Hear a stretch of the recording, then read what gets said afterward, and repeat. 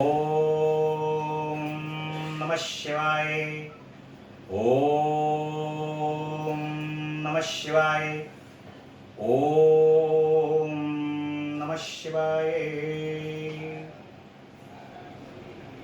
भगवान श्री गुरुदेव की असीम अनुकंपा से, श्री गुरुदेव के श्री चरण कमल की कृपा से, माता पिता के आशीर्वाद से और सभी भक्तों के भाग्य से भगवान की इस कथा को सुनने का अवसर हम सभी को प्राप्त हुआ। आज भगवान की कथा का आज 15वां दिन है। श्रावण मास में निरंतर प्रतिदिन भगवान भोलेनाथ जगदम्बा की असीम कृपा से हम सभी प्रतिदिन उनकी कथा का रसपान कर रहे हैं। भगवान की कथा के रसपान से प्रतिदिन मन में उल्लास और उत्साह का संचार हो रहा है। संसार में एक ऐसा सुख प्राप्त हो रहा है जो इस संसार की किसी अन्य वस्तु के अंदर नहीं। YouTube के माध्यम से आप तक लगातार ये कथा प्रतिदिन पहुंच रही है। इस कथा को सुनने में जितने ही बड़ी उम्र के लोग सजग हैं, उतने ही युवा वर्ग भी इस कथा को सुनने के अंदर सजग है। इसका प्रमाण जिस दिन कथा थोड़ी लेट हो जाती है, उस दिन तुरंत ही युवा वर्ग जो है वो फोन के माध्यम से या मैसेज से तुरंत कहते हैं कि आज कथा नहीं है। तो भगवान की इस कथा के रसपान को करने के लिए सभी लोग आतुर हैं। उनकी इस कथा रूपी कृपा को पाने के लिए सभी को इंतजार रहता है। इस कथा को ज्यादा से ज्यादा लोग सुने, इसके लिए आप सभी को ये लिंक शेयर करते रहें। इसका आनंद जब पूरे समाज के अंदर, संसार के अंदर फैला होगा, तब सभी लोग भगवान के इस चिंतन को करके प्रफुल्लित और हर्षित होंगे।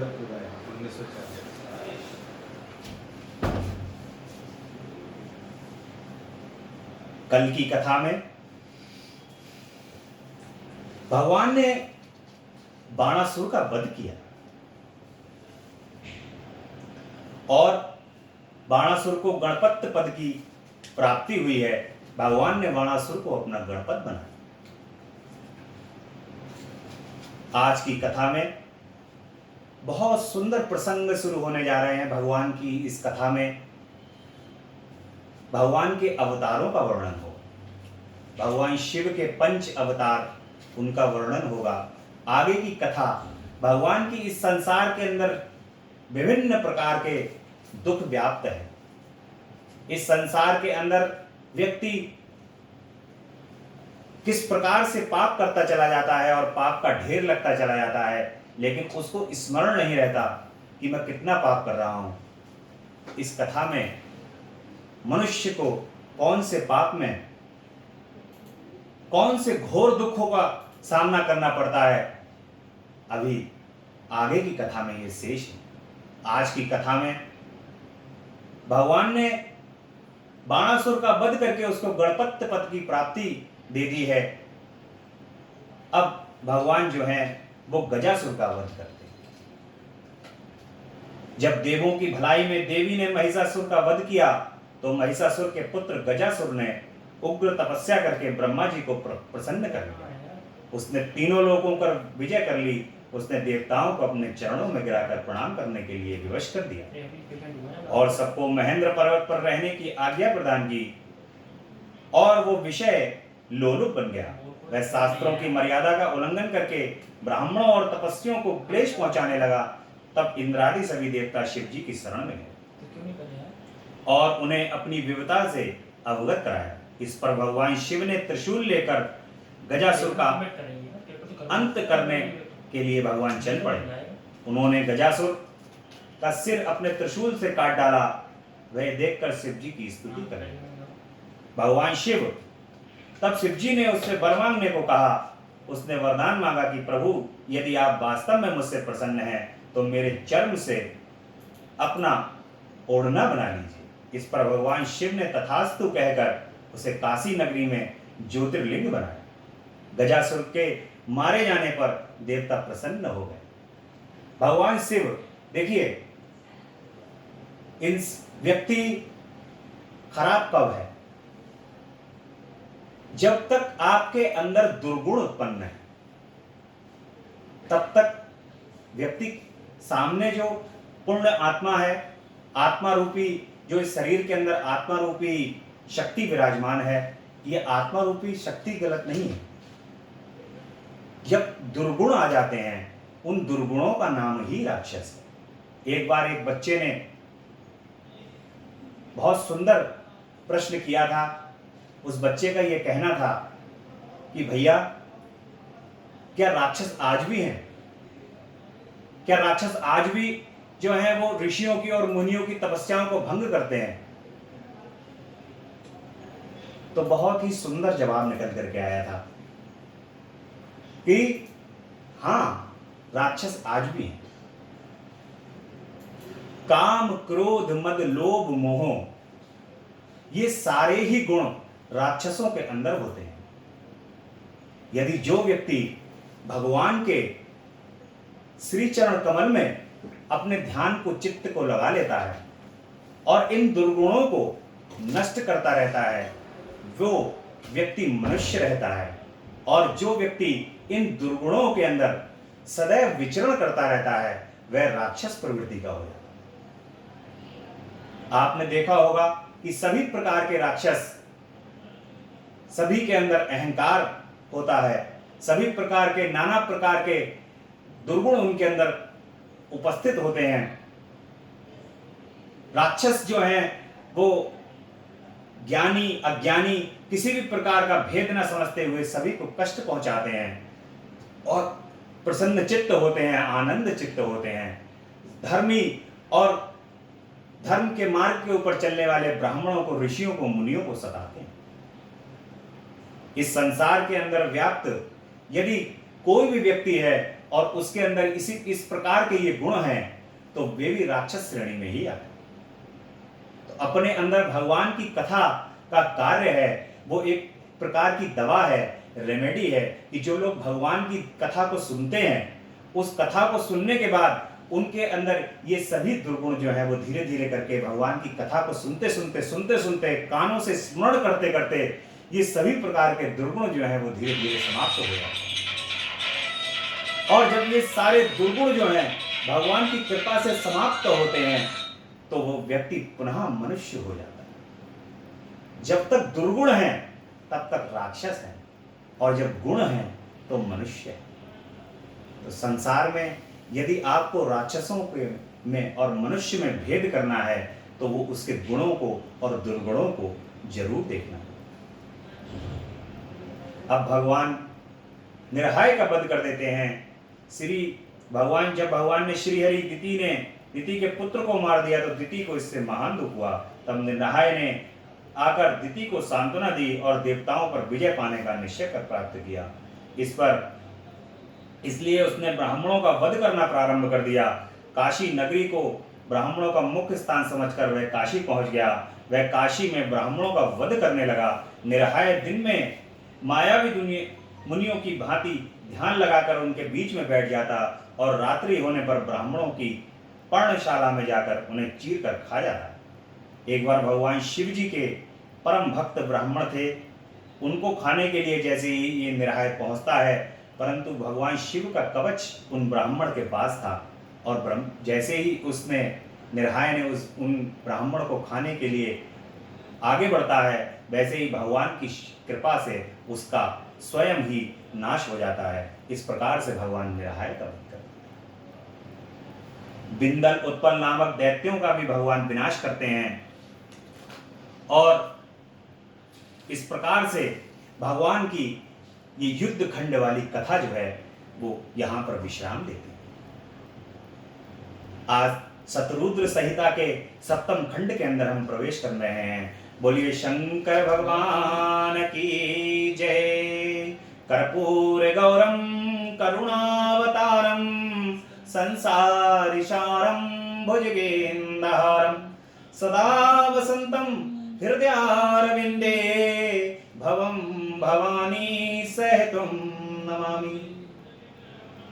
भगवान के सप्तम खंड में भगवान शिव के 5 अवतारों का यहां पर वर्णन किया।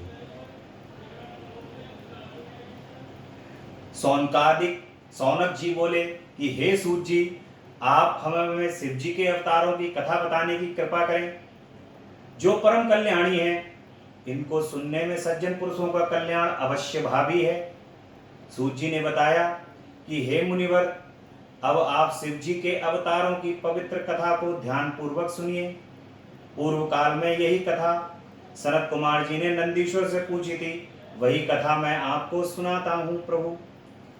श्वेत लोहित नामक 19वें मनवंतर में सदोजात नामक अवतार हुआ है। उस काल में ध्यान मग्न ब्रह्मा का शिवार से शिव जी का अवतार हुआ है। उनका श्वेत लोहित रंग था, उनका नाम सदोजात पड़ा।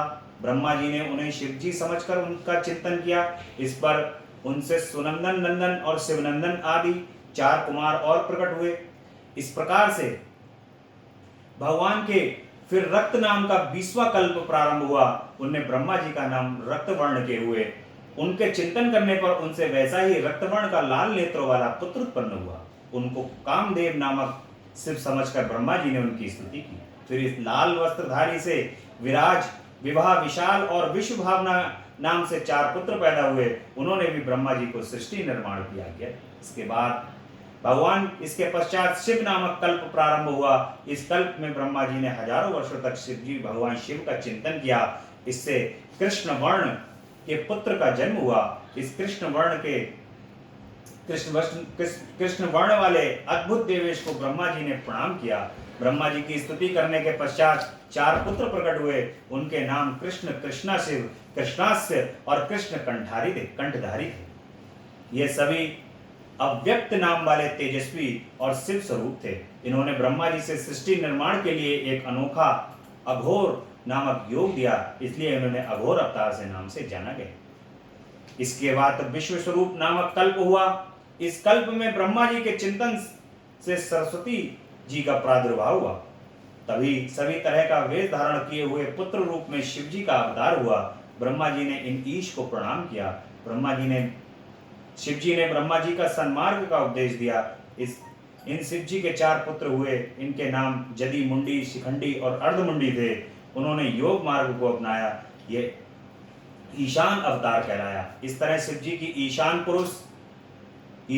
पुरुष, अघोर काम संरक्षक तथा ब्रशु संरक्षक 5 मूर्तियां प्रसिद्ध हुई। जो व्यक्ति इन मूर्तियों की वंदना करता है तथा इन महत्व को पढ़ता और सुनता है, वह व्यक्ति सभी भोगों को प्राप्त करके परम गति को प्राप्त करता है।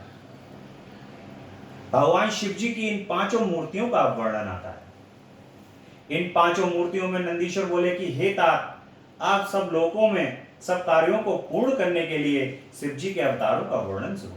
शिव जी की 8 मूर्तियां बताई गई हैं। वे शर्व, भव, रुद्र, उग्र, भीम, पशुपति, ईशान और महादेव नाम से प्रसिद्ध हैं। भगवान की ये 8 मूर्तियां मणियों की भांति सूत में पिरोई हुई हैं। पृथ्वी, जल, तेज, वायु, आकाश, क्षेत्रज, सूर्य और चंद्रमा में ये क्रमशः अधिष्ठित हैं। शंकर भगवान विशंबर रूप में इसी के द्वारा सब में व्याप्त हैं।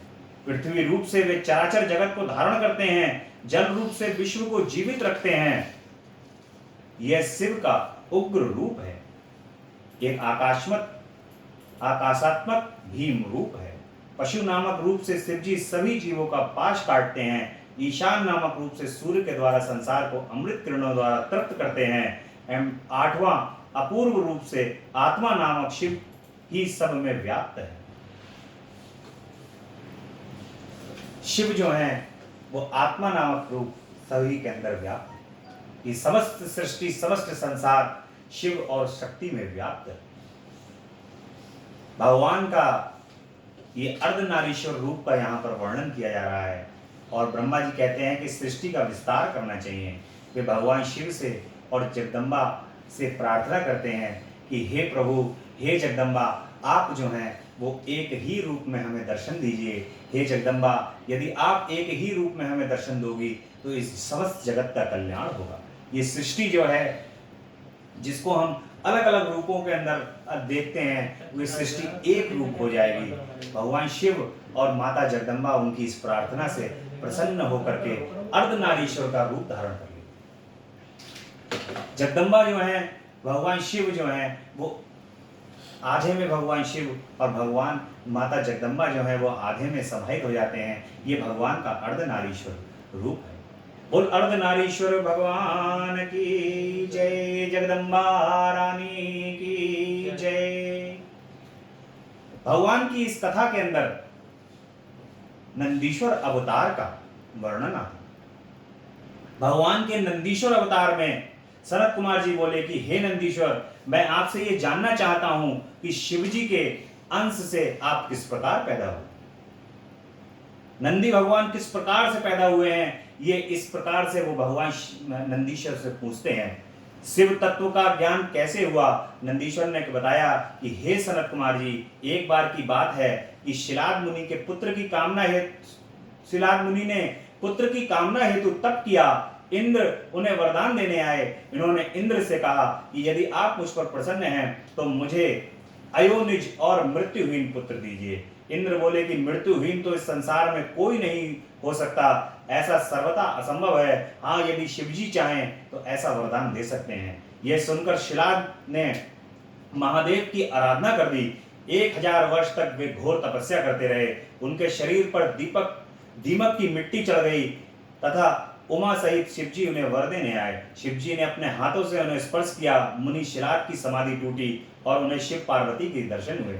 मुनि ने शिवजी के चरणों में गिरकर प्रणाम किया और उनकी स्तुति करने लगे। मुनि ने मृत्यु रहित पुत्र की कामना की। शिवजी ऐ मस्तु कहकर अंतर ध्यान हो गए। भगवान यहाँ पर उनको उनकी तपस्या का फल दे करके कि ऐसा ही हो, ये कहकर भगवान अंतर ध्यान हो जाते हैं। शिलाद ने सारा वृतांत मुनियों को बताया और यज्ञ करने हेतु आंगन खोदने लगे। तभी शिवजी की आज्ञा से उनके यहाँ प्रलयाग्नि के समान चमकने वाला एक पुत्र प्रकट हुआ। देवताओं ने पुष्पों की वर्षा की। 3 नेत्र वाला चतुर्भुज और जटा मुकुटधारी बालक को देखकर पिता शिलाद अत्यंत प्रसन्न हुए। मैं पर्णकुटी में पिता के साथ गया, वहां मैं साधारण बालक बन गया। इससे पिता को दुख हुआ, परंतु पुत्र ने के कारण उन्होंने मेरे सभी जातक, क्योंकि उस समय तो जब नंदीश्वर प्रकट हो रहे थे तो भगवान की वो लीला थी और उन्होंने नंदीश्वर का सही रूप दिखाया, परंतु जब पालन पोषण करना है, आगे बढ़ना है, तो उस समय पर वे साधारण रूप में आ जाते हैं और सिराज जो हैं वो उनको कुटिया में ले जाते हैं और वो वहां पर उनको स्नेह करने लगते हैं। और उन्होंने शिलाद जी ने जो है वो नंदीश्वर को वहां पर वेदों का ज्ञान, शास्त्रों का ज्ञान देना प्रारंभ किया। अल्प आयु में ही नंदीश्वर को सारे ही वेदों और शास्त्रों का ज्ञान होने लगा।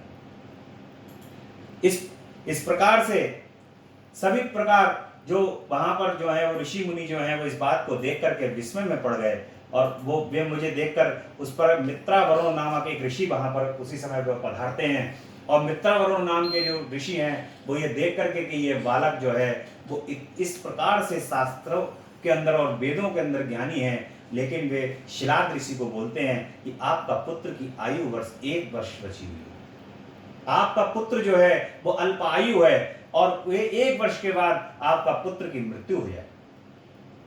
यह जान करके मेरे पिता रोने लगे। इस पर मैंने पिता से कहा कि मुझे कोई नहीं मार सकता, आप चिंता ना करें, मैं भगवान शिव का तप करूंगा।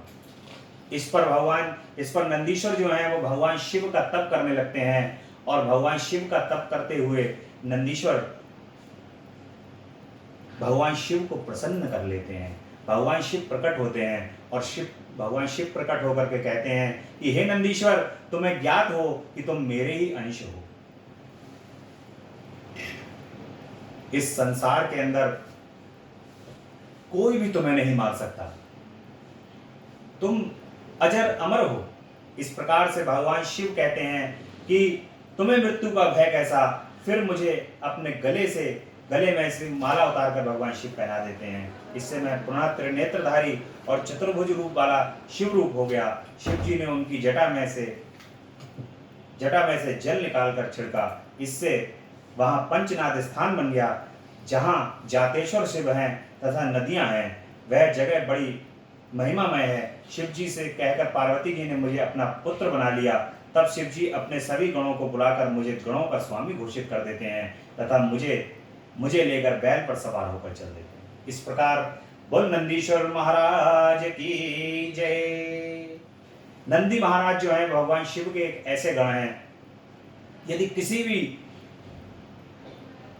संसार में किसी को कोई भी समस्या है, कोई अपनी मनोकामना पूर्ण करनी हो, तो वे भगवान शिव के द्वार पर विराजित नंदीश्वर महाराज के कान में जाकर के अपनी समस्या को बताते हैं। भगवान शिव नंदीश्वर के कान से उस समस्या को सुन करके अपने भक्तों की समस्याओं का निवारण करते हैं। भगवान शिव सबसे पहले नंदी महाराज की सबसे प्रिय गण हैं भगवान के श्री नंदी महाराज। इस प्रकार से आपने नंदी महाराज की कथा का श्रवण किया। भगवान के भैरव अवतार का यहाँ पर वर्णन। अगला अवतार है भगवान के भैरव अवतार। एक बार सुमेरु पर्वत पर बैठे हुए ब्रह्मा जी ने सब देवताओं से अविनाशी तत्व पूछा। तब ब्रह्मा जी ने बताया देवताओं में। तब इस प्रकार से देवताओं में बहस छिड़ जाती है कि मैं बड़ा हूं कि मैं बड़ा हूं। इस प्रकार से सभी देवताओं के मैं के अहंकार के निवारण के लिए भगवान शिव ने भैरव की उत्पत्ति की। और भगवान शिव ने बताया कि इस संसार के अंदर शिव तत्व ही विराजमान है। सभी प्रकृति में, तीनों लोकों में, सभी जगह शिव तत्व विराजमान है। और इस बात का बोध कराने के लिए, सभी देवताओं को इस बात का बोध कराने के लिए भगवान ने भैरव की उत्पत्ति की। और भैरव की उत्पत्ति करने से भगवान तब ब्रह्मा जी कहने लगे कि हे चंद्रशेखर, मैं तुम्हें जानता हूं, तुम तो मेरे सिर से उत्पन्न हुए हो। रुदन के कारण मेरा तुम्हारा नाम रुद्र रखा है। हे पुत्र, तुम मेरी शरण में। तो ये इस प्रकार से ब्रह्मा जी कहते हैं। और इन अहंकार की बातों को सुनकर के भगवान शिव ने काल भैरव को उत्पन्न किया। और काल भैरव भगवान शिव उत्पन्न हो जाते हैं और भगवान कहते हैं तुम्हारा नाम भक्तों के पाप भक्षण करने के कारण पाप भक्षण भी होगा। भगवान कहते हैं कि भक्तों के तुम पापों के भक्षण करो और इसलिए तुम्हारा नाम पाप भक्षण होगा। तुम मेरी काशी नगरी के अधिपति बनो। यहाँ जितने भी पापी हों तुम दंड देते रहना, यही तुम्हारा काम। इस प्रकार से काल भैरव जो हैं उनको भगवान शिव आज्ञा कर देते हैं कि तुम सभी के पापों को, अहंकारों का हरण करो और जितने भी पाप हों उन सभी पापों का तुम दंड देते रहना, यही तुम्हारा काम है। तो काल भैरव जो काशी के अंदर स्थापित हैं, उनका निरंतर ये कार्य है कि वो सभी भक्तों का, वहां पर आने वाले भक्तों के कल्याण करते हैं। काल भैरव कृपा करते हैं वहां पर। काल भैरव ने भगवान शिव की आज्ञा को सुनते ही अपने उंगली के नख से ब्रह्मा जी के 5वें मुख को काट दिया। भगवान शिव जो हैं वो अभिमानी मुख को नहीं रखते। दक्ष प्रजापति, गणेश जी और इस समय पर ब्रह्मा जी के 5वें शीश को नख के द्वारा जो है वो काटते हैं। और 5वां सिर कट गया तब ब्रह्मा जी का शतरुद्री का पाठ करने लगे। ब्रह्मा जी जो हैं वो शतरुद्री का पाठ करने लगते हैं। इस प्रकार ब्रह्मा जी और श्री हरि दोनों ही भगवान शिव की प्रार्थना को करते हैं। ब्रह्मा जी कहते हैं कि हे प्रभु, हमें अभय प्रदान करो। तो भगवान शिव जो हैं वो अभय प्रदान करते हैं। इसके बाद भगवान शंकर ने भैरव से कहा कि अब तुम ब्रह्मा जी के 5वें सिर को कपाल धारण करके आश्रित होकर भिक्षा वृत्ति करते हुए, क्योंकि अब जो है वो ब्रह्मा जी के मुख को काटने के कारण काल भैरव के अंदर ब्रह्म हत्या जो है वो उनके पीछे लग गई। काल भैरव जो हैं ब्रह्मा जी की हत्या करने के कारण ब्रह्म हत्या उनके पीछे लग जाती है और वे ब्रह्म हत्या से में वो जो उनका पांचवा सर है उसके कपाल को बना करके भिक्षाटन करते हुए चलते हैं। और इस प्रकार से वो सभी जगह पर विचरण करते रहते हैं। जैसे ही वे काशी के अंदर पहुंचते हैं, वहां काशी में आकर के ब्रह्मा जी का वो कपाल रूपी शीश जो है वो जमीन पर गिर जाता है और वहां पर कपाल रूपी सिर गिर जाने के कारण भगवान शिव उनको बताते हैं कि यहाँ पर किसी भी प्रकार का जो भी आकर के तुम्हारे दर्शनों को करेगा, दर्शनों को धारण करेगा, उसको ब्रह्म हत्या नहीं लगेगी। जो भगवान शंकर की आज्ञा से भैरव ने कपालिक व्रत धारण किया, इसके बाद विश्वात्मा कपाल हाथ में लिए हुए भैरव काशी पहुंच गए। उस कन्या ने तीनों लोगों के भ्रमण में भैरव का पीछा नहीं छोड़ा। एक बार भैरव नारायण लोक में पहुंचे। भगवान नारायण ने उन शिव को रूप को देखकर समस्त देवताओं सहित प्रणाम किया और स्तुति की। उन्होंने लक्ष्मी जी से भी कहा कि हे देवी, आज हम बड़े भगवान जगतपति शिव के दर्शन हुए हैं, भाग्यवान हैं। उनके दर्शन मात्र से मनुष्य संसार के आवागमन के चक्कर से छूट जाता है। फिर उन्होंने शिव रूप में भैरव जी से पूछा कि हे त्रिनेत्रधारी, आप किस प्रयोजन से भ्रमण कर रहे हैं? तब उन्होंने ही हरि को बताया कि ब्रह्म हत्या के शमनार्थ मैंने ये कापालिक व्रत लिया हुआ है। लक्ष्मी जी ने उन्हें भिक्षा में मनोरथी नामक विद्या भेंट की। भैरव जी कपाल रूपी खप्पर में यह विद्या लेकर प्रसन्नता पूर्वक भिक्षा हेतु दूसरी जगह को चल पड़े। ब्रह्म हत्या भी उनके पीछे पीछे चलती रही। ब्रह्म हत्या जो होती है वो तीनों लोकों में उनका पीछा नहीं छोड़ती और ब्रह्म हत्या जिस प्रकार से अभी बताया था, ये ब्रह्म हत्या उनके पीछे पीछे चलती रहती है। अब भैरव जी काशी अभिमुक्त क्षेत्र में पहुंचते हैं। वहां पर ब्रह्म हत्या पाताल लोक में समा गई। भैरव जी के हाथ में से ब्रह्मा का पांचवा सिर पृथ्वी पर गिर पड़ता है। इस पर वहां कपाल मोचन के नाम से तीर्थ बन कपाल मोचन के नाम से वहां पर एक तीर्थ बन जाता है। भैरव वहां खुशी प्रकट करते हुए नृत्य करने लगते हैं। जो मनुष्य कपाल मोचन का स्मरण करता है उसके इस जन्म तथा दूसरे जन्म के सभी पाप नष्ट हो जाते हैं। इसलिए काशी में पहुंचकर भैरव के दर्शन अवश्य करने चाहिए। जो व्यक्ति काशी में मंगलवार या जन्माष्टमी के दिन कालराज भैरव की मूर्ति का दर्शन करता है उसके सभी पाप धुल जाते हैं। कारागार आदि बंधनों में जकड़ा हुआ मनुष्य भी कष्टों से मुक्ति को पा जाता है। इस प्रकार से यह भगवान की महिमा है। भगवान काल भैरव की यह महिमा काशी के अंदर है। काल भैरव जो हैं वो काशी के कोतवाल हैं। तो काल भैरव के दर्शन करने से समस्त प्रकार के पाप नष्ट होते हैं। और भगवान का यहाँ पर शरभ अवतार होता है। शरभ अवतार में शरभ जी जो होते हैं वो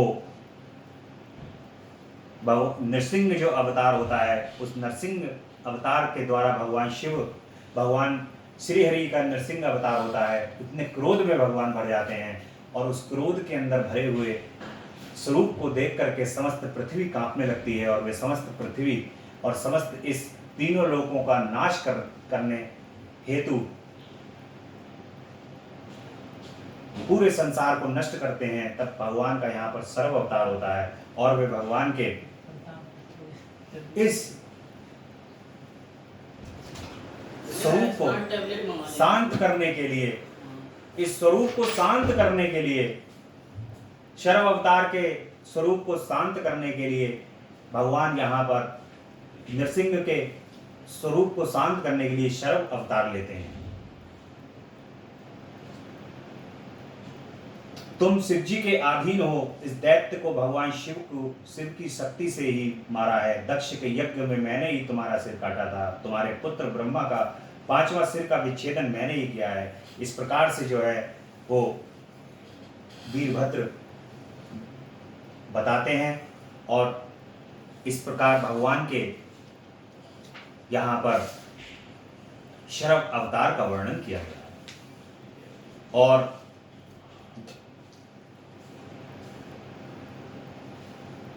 कल की कथा, आज की कथा जो है वो यही विश्राम लेती है भगवान की कृपा से। कल की कथा में हम विश्वनर को वरदान किस प्रकार से भगवान देते हैं और कल की कथा में ये वर्णन किया जाएगा। आज की कथा में कथा यहीं विश्राम लेती है। आप सभी कथा का पूर्ण आनंद लेकर के इस कथा को शेयर करें और सब्सक्राइब करें। भक्तिरस शिवम मिश्रा #भक्तिरस को सब्सक्राइब करते रहें। सभी भक्तों तक भगवान की इस कथा का रस पहुंचाते रहें। बोलिए हर हर महादेव, बोलिए शंकर भगवान की जय, जगदम्बा रानी की जय। तेरा पल पल बीता जाए मुख से जप ले नमः शिवाय, तेरा पल पल बीता मुख से जप ले नमः शिवाय। ओम नमः शिवाय, ओम नमः शिवाय, ओम नमः शिवाय, ओम नमः शिवाय। मुसाफिरी जब पूरी होगी, मुसाफिरी जब पूरी होगी, चलने की मजबूरी होगी, चलने की मजबूरी होगी। ये अवसर खाली न जाए मुख से जप ले नमः शिवाय। ओम नमः शिवाय, ओम नमः शिवाय, ओम नमः शिवाय, ओम नमः शिवाय, ओम नमः शिवाय, ओम नमः शिवाय। जय अविनाशी जय कैलाशी शंकर शंभु हरे हरे, जय अविनाशी जय कैलाशी शंकर शंभु हरे हरे। करें स्तुति हम भूतेश्वर जगबंधन से डरे डरे, करें स्तुति हम भूतेश्वर जगबंधन से डरे डरे। ना जाने हम रूप तुम्हारा ना स्वरूप ही पहचाने, ना जाने हम रूप तुम्हारा ना स्वरूप ही पहचाने। जान सके ना ब्रह्मा विष्णु हम माया कैसे जाने, लेकिन इतना सुनते आए तुम हो सर्प जटाधारी, लेकिन इतना सुनते आए तुम हो सर्प जटाधारी। 3 लोक 14 भुवनों के पिता आप हैं भंडारी, 3 लोक 14 भुवनों के पिता आप हैं भंडारी। विचरण करते आप सदा ही बैल पीठ पर चढ़े चढ़े, विचरण करते आप सदा ही बैल पीठ पर चढ़े चढ़े। जय अविनाशी जय कैलाशी शंकर शंभु हरे हरे, तुम हो ओंगड़धामी दाता सारा ही संसार करे। शेषवास की भैरू बांधे ऊपर गंगे धार बहे, अर्ध चंद्रमा से माथे पर झर जय अमृत झरता है। आदि अनादि ब्रह्म शिव नहीं जात जन्मता मरता है।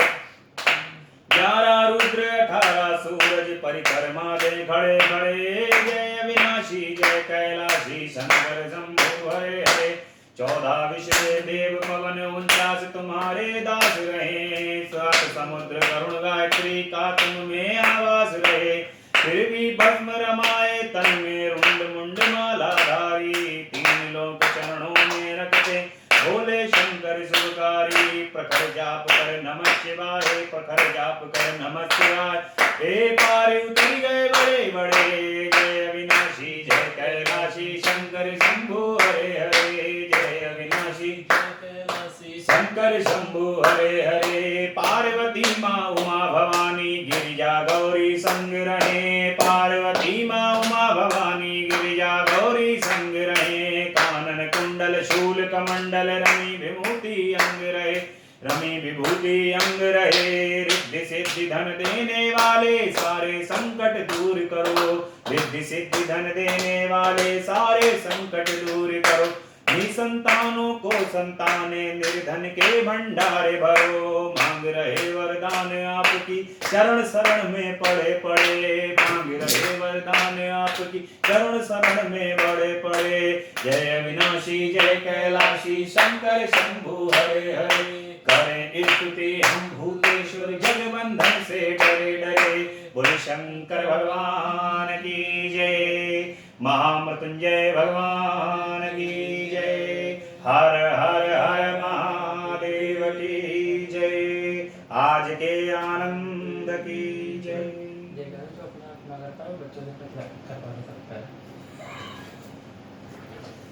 कथा को लगातार सुनने के लिए चैनल को सब्सक्राइब करते रहें, लाइक करते रहें और शेयर करते रहें। जिन लोगों को स्वयं चैनल को सब्सक्राइब करना नहीं आता हो, वे अपने बच्चों के द्वारा सब्सक्राइब कर लें, क्योंकि आजकल बच्चे जो हैं वो ज़्यादा होशियार हैं बड़ों के मुकाबले। उनको सब्सक्राइब करना यदि नहीं आता हो तो वे अपने बच्चों के द्वारा चैनल को, क्योंकि इस कथा को प्रतिदिन लगभग 120 से 160 लोग इस कथा को प्रतिदिन सुन रहे हैं और भगवान की बहुत स्नेह से और प्रेम से इस कथा को सुन रहे हैं। इसलिए आपका स्नेह और प्रेम भगवान की कथा को लाइक सब्सक्राइब करके उस प्रेम को प्रकट करें। बोलिए शंकर भगवान की जय, जगदम्बा मैया की जय।